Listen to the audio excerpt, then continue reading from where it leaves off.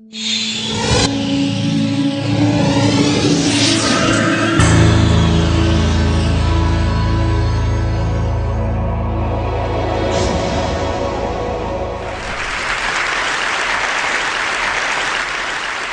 grew up interacting with the physical objects around us, and there are enormous number of them that we everyday use.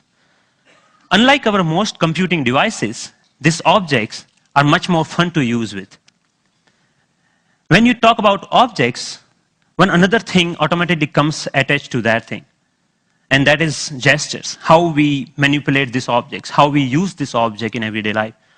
We use gestures not only to interact with these objects, but we also use to interact with each other.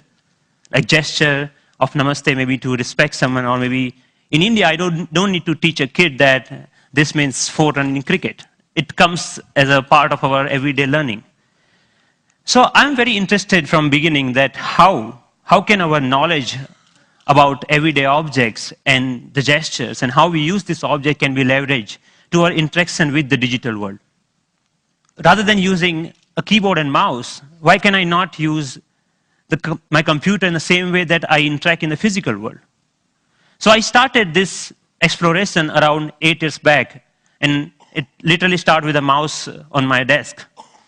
Rather than using that for computer, I actually opened it. And most of you might be aware that in those days, the mouse used to come with a ball inside, and there are 2 rollers that actually guides the computer that where the ball is moving and accordingly where the mouse is moving. So I was interested in these 2 rollers. And I actually wanted more, so I borrowed another mouse from a friend, never returned him, and I have now 4 rollers.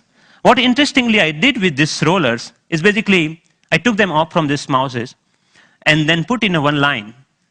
It had some strings and pulleys and some spring.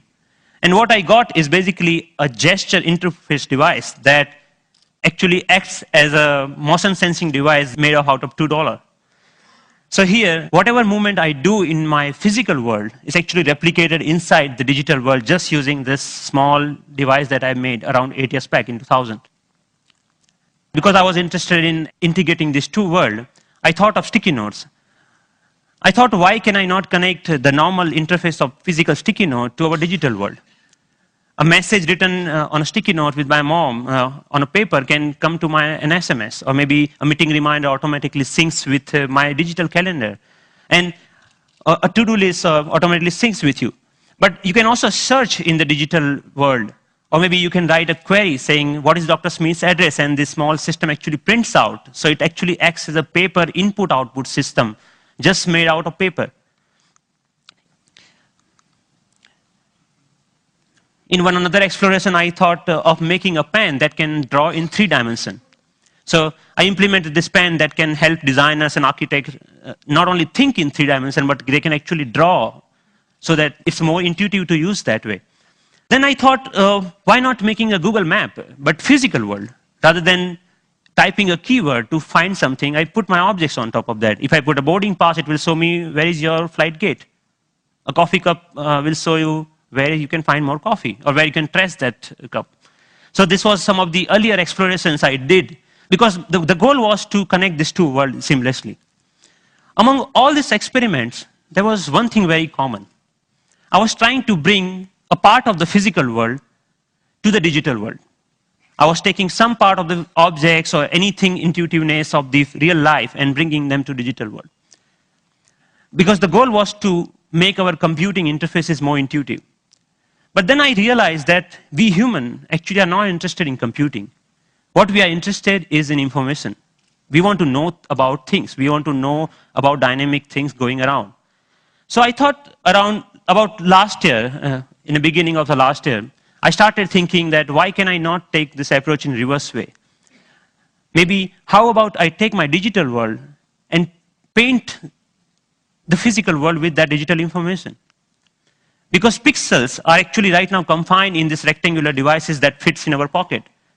Why can I not remove this confine and take that to my everyday objects, everyday life, so that I don't need to learn the new language for interacting with those pixels? So in order to realize this dream, actually I thought of putting a big size projector on my head. I think that's why it's called head-mounted projector, isn't it?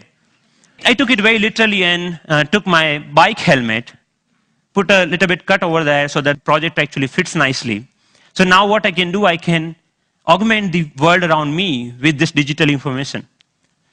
But later I realized that I actually wanted to interact with those digital pixels also. So I put a small camera over there that acts as a digital eye. Later we moved to a much better or consumer-oriented pendant version of that many of you are now knowing as Sixth Sense device. But the most interesting thing about this particular technology is that you can carry your digital world with you wherever you go with you. You can start using any surface, any wall around you as an interface. The camera is actually tracking all your gestures. Whatever you are doing with your hands, it's understanding that gesture. And actually, if you see, there are some color markers that in the beginning version we were using over there. You can start painting on any wall, that you stop by a wall and start painting on that wall. But we are not only tracking here one finger. We are giving you the freedom of using all the both of hands. So you actually can use both of your hands to zoom into or zoom out a map just by pinching operation over here. The camera is actually doing just getting all the images, it's doing the age recognition and also the color recognitions, and like so many small algorithms are going inside. So technically it's a little bit so complex, but it gives you an output which is more intuitive to use in some sense. But I'm more excited that you can actually take it outside. Rather than getting your camera out of your pocket, you can just do the gesture of taking a photo and it takes photo for you, right? Thank you.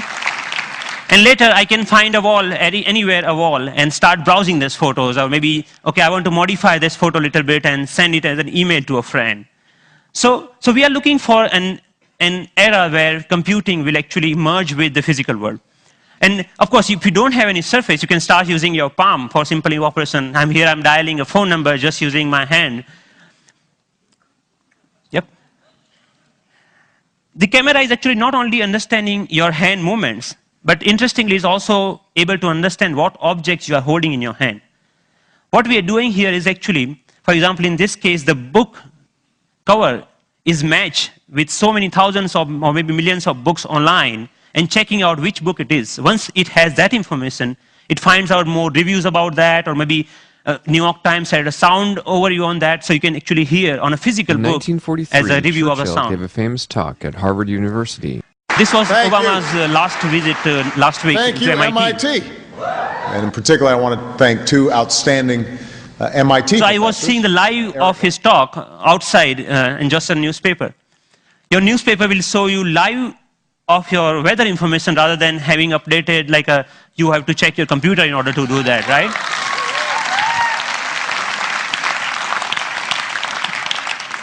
When I'm going back, I can just use my boarding pass and to check, oh, my flight has been how much delayed. Because at that particular time, I'm not feeling of opening my iPhone and checking out a particular icon.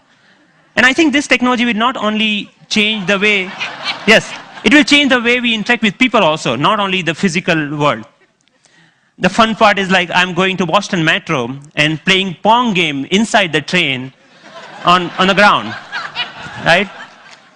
And I think the imagination is the only limit of what you can think of when this kind of technology merging with the real life. But many of you argue, actually, that all of our work is not only about physical objects. We actually do all lots of accounting and paper editing and all this kind of thing. What about that?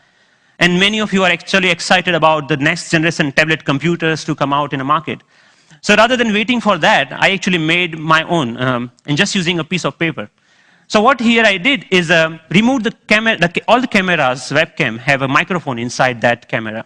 I removed that microphone from that, and that just pinch that, like just make a clip out of that microphone and clip that to a piece of paper, any paper that you found around.